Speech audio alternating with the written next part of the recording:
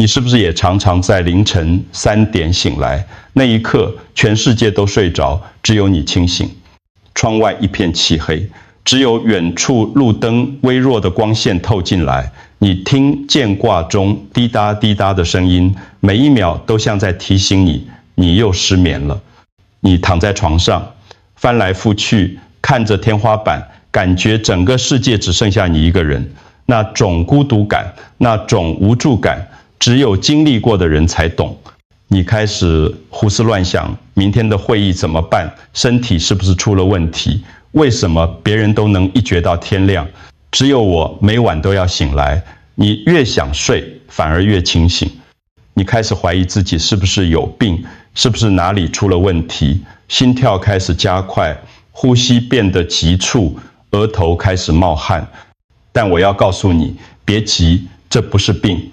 我是林国恩，医师研究睡眠，医学30年。我看过上千个像你一样的病人，他们都以为自己得了失眠症，但其实你的身体只是在发出一个求救信号。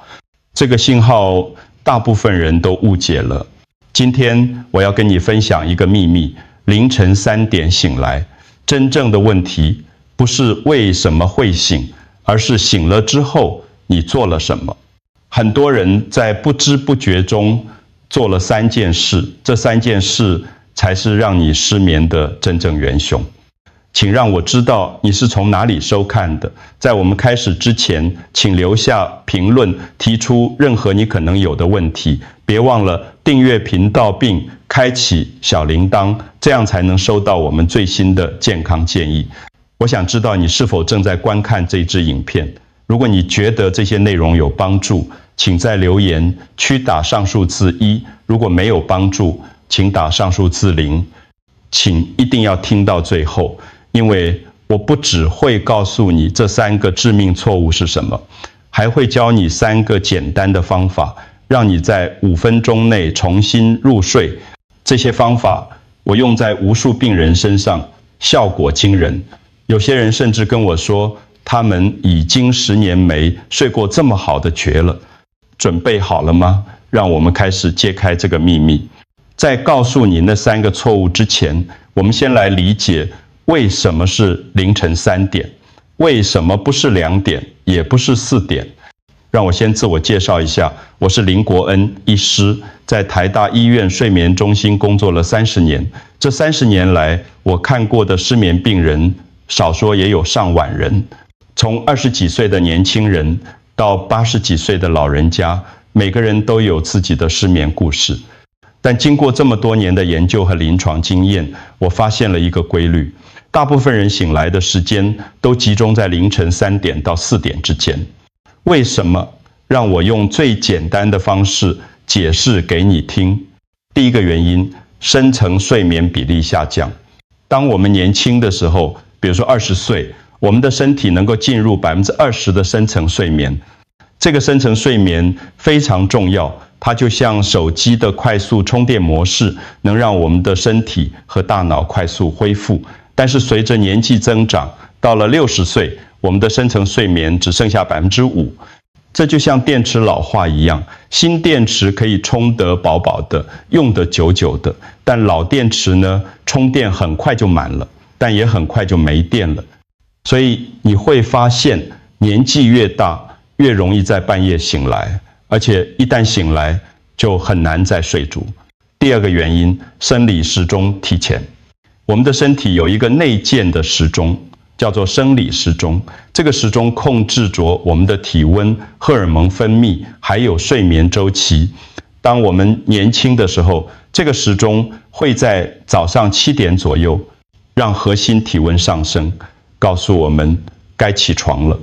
但是到了老年，这个时钟会提前，可能在凌晨3点半就开始让体温上升了。体温一上升，我们的大脑就会收到信号，天要亮了，该醒来了，所以你就会在凌晨3点醒来，而且感觉很清醒。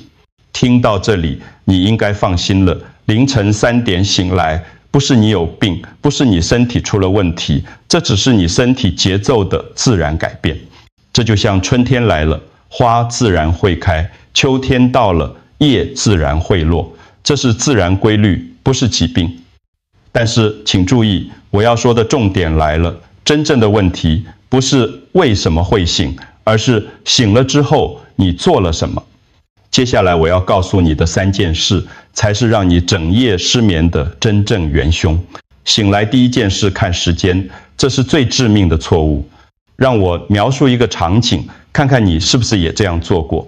你从睡梦中醒来，第一个动作就是伸手摸床头柜上的手机，荧幕亮起来，刺眼的光线让你眯起眼睛。你看到时间凌晨3点17分，然后你的大脑立刻开始计算，现在是3点17分，闹钟设在6点半，还有3个小时又13分钟可以睡。如果我现在马上睡着，应该还能睡3个小时。但如果10分钟后才睡着，就只剩3个小时了，够吗？明天要开会，会不会没精神？你越算，心跳越快，你开始担心，如果睡不着怎么办？明天会不会很累？别人会不会看出来我没睡好？这就是第一个致命错误。让我告诉你，当你看时间的那一刻，你的大脑立刻启动了警觉反应系统。这个系统原本是用来保护我们的，当我们遇到危险时，它会让我们瞬间清醒，准备逃跑或战斗。但现在你的大脑把看时间这件事误认为是一种威胁，于是压力荷尔蒙皮质醇开始分泌，你的心跳加速，呼吸变得急促，血压上升，肌肉紧绷，你的身体进入了战斗状态。你想睡，但你的身体正在对抗睡眠。这就是为什么你越想睡，反而越清醒。而且当你看着那个数字，你的焦虑会随着时间1分1秒的增加，你会不断提醒自己，现在是3点20分了，只剩3小时10分钟，3点30分了，只剩3小时。你越算越焦虑，焦虑就是失眠的开始。所以我要给你的第一个建议非常简单，别让任何可以看到时间的东西出现在你的卧室里。把手机放在客厅充电，把闹钟的显示面转过去，或者乾脆用那种不会发光的闹钟。记住，凌晨3点醒来不可怕，可怕的是你去看时间。让我跟你分享一个真实的故事。台中有一位阿林伯伯，68岁，退休老师。他来找我的时候，已经失眠3年了。他跟我说，林医师，我每天晚上都躺在床上，闭着眼睛，告诉自己要睡觉，但是我越想睡，心跳越快，越焦虑，越清醒。有时候我躺到天亮，1秒钟都没睡着。我问他，当你醒来睡不着的时候，你会做什么？他说，我就继续躺着啊，总不能起来吧？我想只要我继续躺着，总有一刻会睡着的。这就是第2个致命错误，硬撑着想睡。很多人以为躺在床上就是在休息，就算睡不着，至少也让身体放松了。但实际上，当你在床上翻来覆去，睡不着，还硬要睡的时候，你的大脑正在学习一件非常糟糕的事情。你的大脑正在把床和清醒、焦虑连结在一起。在睡眠医学里，我们把这个叫做刺激控制理论。简单来说，你的大脑需要学习床等于睡觉，床等于放松。但如果你每晚都在床上焦虑、烦恼、翻来覆去，你的大脑就会学到床等于清醒，床等于焦虑。结果就是你一躺上床，大脑就自动进入焦虑模式，你越想睡越睡不着。所以我给阿林伯伯的建议是，如果15分钟还睡不着，请起来。我知道这听起来很反直觉，你可能会想，我都已经失眠了，还要我起床，那不是更睡不着吗？但请相信我，这是有科学根据的。当你起床，离开卧室，走到客厅，坐下来，做一些安静的事情，比如看书、听轻音乐，或者只是坐着，你给了大脑一个机会重新设定床等于放松。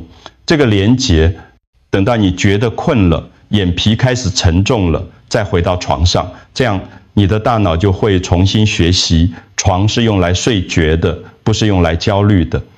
阿林伯伯听了我的建议，开始实践。一开始他很怀疑，但2个礼拜后，他回来跟我说：“林医师，真的有效。现在我一躺下5分钟就睡着了。”很多人半夜口前起来灌一大杯水，以为这样对健康好。但我要告诉你，这可能是你失眠的第3个元凶。你有没有这样的经验？凌晨3点醒来，觉得喉咙有点咸，你想反正都醒了，喝点水好了，补充水分对身体好。于是你走到厨房，倒了一大杯水，咕噜咕噜喝下去，然后你回到床上，觉得很舒服，准备再睡。但是不到1个小时，你又醒了。这次不是因为失眠，而是因为膀胱胀了。你必须起床上厕所，上完厕所你又清醒了，于是你又要重新经历一次入睡的挣扎。为什么会这样？让我用最简单的方式解释，我们的肾脏也需要休息。白天的时候，我们的肾脏很勤劳，它会过滤血液，制造尿液，把废物排出体外。但到了晚上，肾脏也想休息，所以它会降低工作效率，减少尿液的产生。这是身体的自我保护机制，让我们可以睡一整夜，不用起床上厕所。但是当你在半夜喝下一大杯水，你等于是在跟肾脏说，不好意思，你还不能休息，还要加班。肾脏没办法，只好继续工作，制造尿液。结果就是你的膀胱很快就满了，又把你叫醒。我看过一个研究，数据非常有意思。如果你只喝一小口水，大约30毫升，你平均17分钟就能重新入睡。但如果你喝一整杯水，大约250毫升，你需要58分钟才能重新入睡，而且在这58分钟里，你很可能又要起床上厕所。所以我的建议是，如果半夜真的口渴，润喉一小口就好，别让水变成你的失眠药。好，现在你已经知道了3个不该做的事，接下来我要教你3个该做的事。这3个方法，我把它们叫做5分钟回笼睡法。很多病人用了之后都跟我说，林医师真的太神奇了，我以前要躺1个小时才能睡着，现在5分钟就睡着了。第一个方法，生理助眠法。这个方法利用的是我们身体的自然反射机制，很简单，只要3个步骤。第一步，喝30毫升的温水，注意，不是冷水，也不是热水，是温水，温度大约跟你的体温差不多，喝下去不会觉得烫，也不会觉得冷。这一小口温水可以滋润你的喉咙，让你觉得舒服，但又不会让你的膀胱太快胀起来。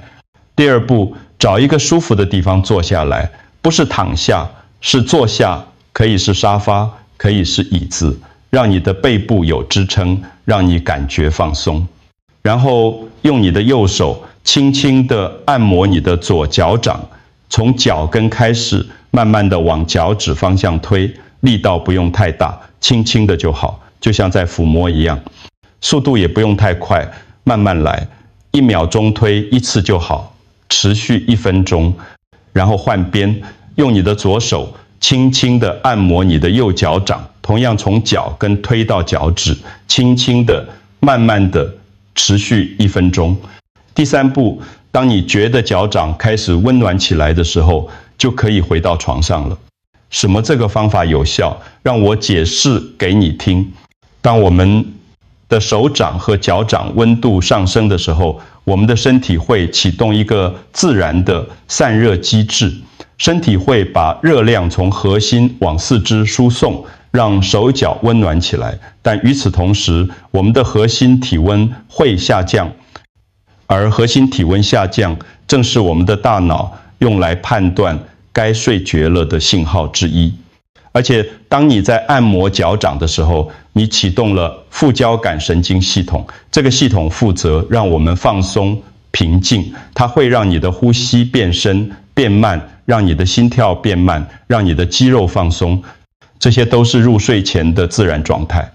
所以你不用逼自己睡，不用数羊，不用想东想西，你只要做这3个简单的动作，你的身体就会自然进入睡眠状态，睡意会自己回来找你。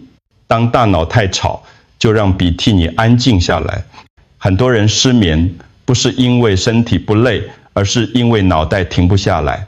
你躺在床上，脑子里像放电影一样，一幕一幕的播放，今天的工作，明天的计划，未来的担忧，过去的后悔。